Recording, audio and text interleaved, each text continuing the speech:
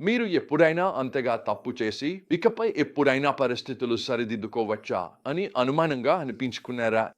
ఈరోజు మనం బైబిల్లోని అత్యంత శక్తివంతమైన ఎదురెదురుపడటం, పశ్చాత్తాపం మరియు పునరుద్ధరణ కథలలో ఒకదాన్ని చూడబోతున్నాం.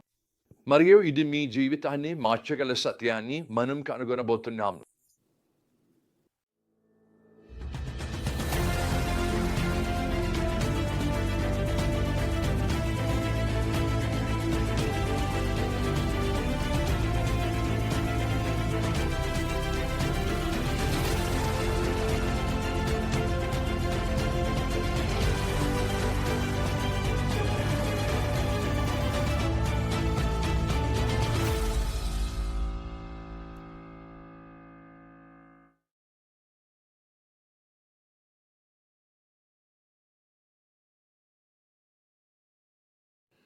ఈ వచనాల్లోని ముఖ్యమైన సందేశం చాలా లోతైనది.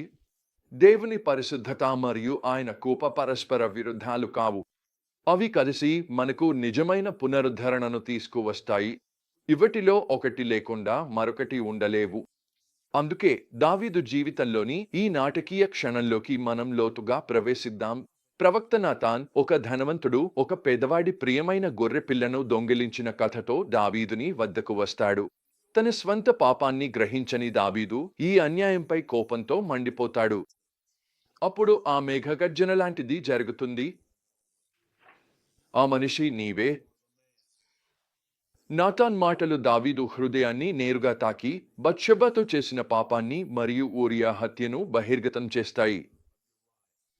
తర్వాత జరిగిందేమిటంటే అది అసాధారణమైనది. దావీదు ఎలాంటి కారణాలు చెప్పడు, తనను తాను న్యాయపరుచుకునే ప్రయత్నం కూడా చేయడు. అతను సాదాసీదాగా చెబుతాడు, నేను యెహోవాకు విరుద్ధంగా పాపం చేశాను.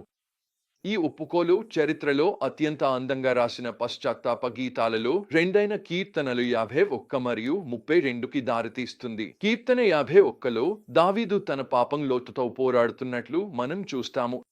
అతని విలాపాన్ని వినండి. నీవే నీవే ఒక్కడివై నేను పాపము చేస్తుని, నీ దృష్టికి చెడైనదే చేస్తుని. అవును, అతను బత్షెబ మరియు ఊరియా పట్ల తప్పు చేశాడు, కానీ అతను గ్రహించాడు. అసలు విషయానికి వస్తే అతని పాపం దేవుని పట్లే జరిగింది.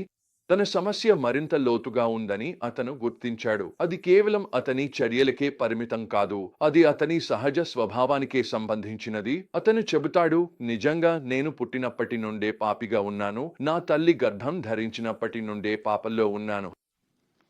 దావీదుకు అవసరమైనది ఇలాంటి వినయమే.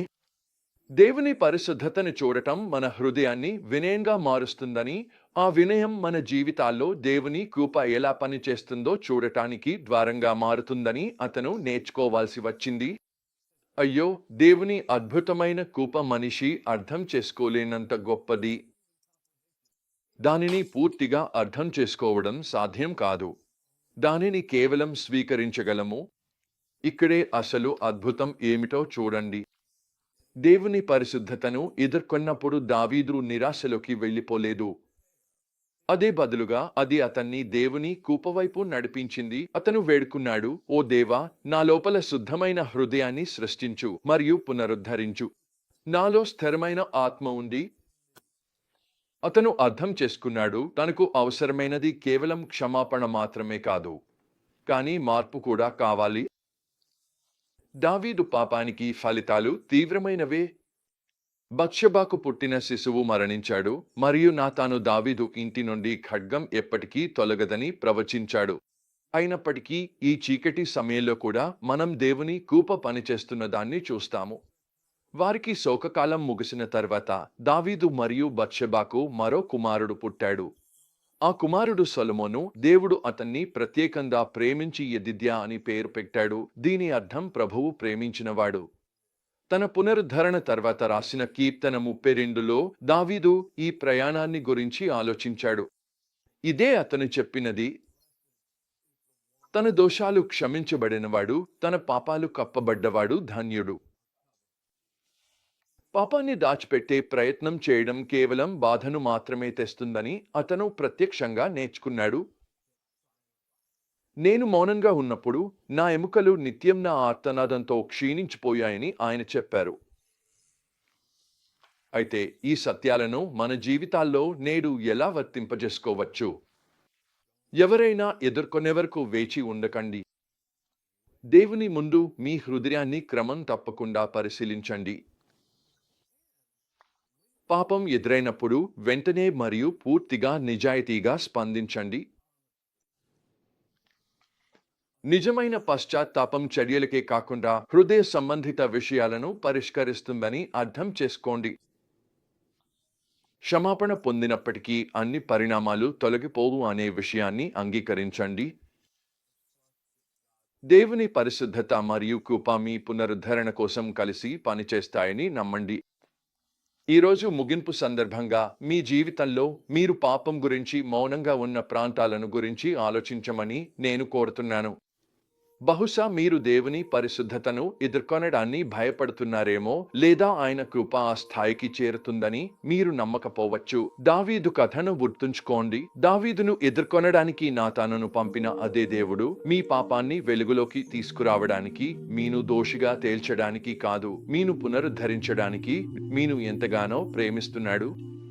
పునరుద్ధరణ దారిలో మొదటి అడుగు దేవునితో నిజాయితీగా ఉండటంతో మొదలవుతుంది. ఆ తర్వాత మనతో మనం, కొన్నిసార్లు ఇతరులతో కూడా. మీరు ఈరోజు ఆ అడుగు వేస్తారా? దేవుని పరిశుద్ధత మరియు కృప రెండు మీ మేలు కోసం పనిచేస్తున్నాయని మీరు నమ్మగలరా? ఇది నిజాయితీతో మొదలై క్షమాపణతో ముగుస్తుంది. గుర్తుంచుకోండి, చిన్నబడిన హృదయం మరియు పశ్చాత్తాపభరితమైన ఆత్మను దేవుడు నిర్లక్ష్యం చేయడు. దావీదును పునరుద్ధరించినట్లే ఆయన మిమ్మల్ని కూడా పునరుద్ధరించేందుకు ఎదురుచూస్తున్నాడు.